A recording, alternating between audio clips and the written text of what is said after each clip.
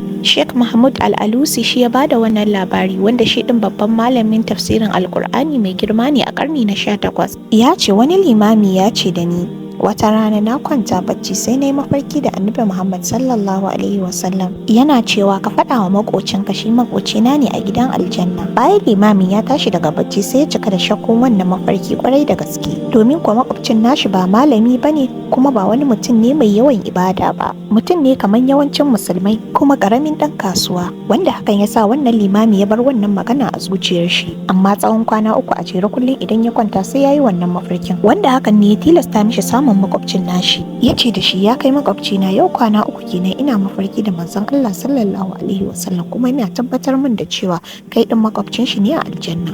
Shin wani aikin lada kake aikatawa haka? Sai mutumin ya kalle shi ya ce, ba zan faɗa maka ba, wannan sirri ne tsakanina da Allah. Bayan limamin ya ɗauki lokaci mai tsawo yana ban baki da kuma bashi haƙuri ne, mutumin ya ce da shi, zan faɗa maka.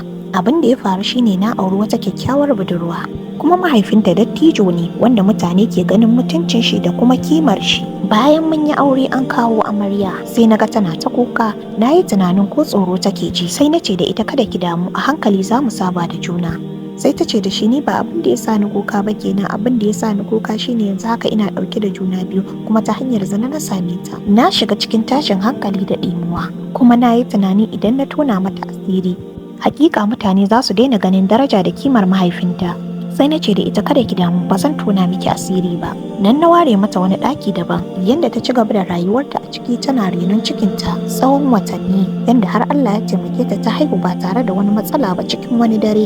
Yanda ta samu ɗanta namiji. Lokacin sallan asuba na yi, na ce mata ba ni yaron, zan dawo miki da shi. Nan na rungume yaron na tafi da shi masallacin anguwanmu, sai da na tabbatar kowa ya shiga sallah kafin na lallaba na ajiye shi a harabar masallacin ta inda zan iya hangen shi. Bayan an idar da sallah kowa ya fito ne, na ji mutane suna cewa subhanallahi, wani ya zo ya ajiye yaro a nan. Na yi maza na ƙarasa gurinsu na ce alhamdulillah, dama matata tana da matuƙar burin ta ga ta raini maraya, ku bani shi, ni da matata za mu raine shi. Nan ko aka bani shi, ana sanya mana albarka ni da matata. Sannan na ɗauki yaronta na dawo mata da shi.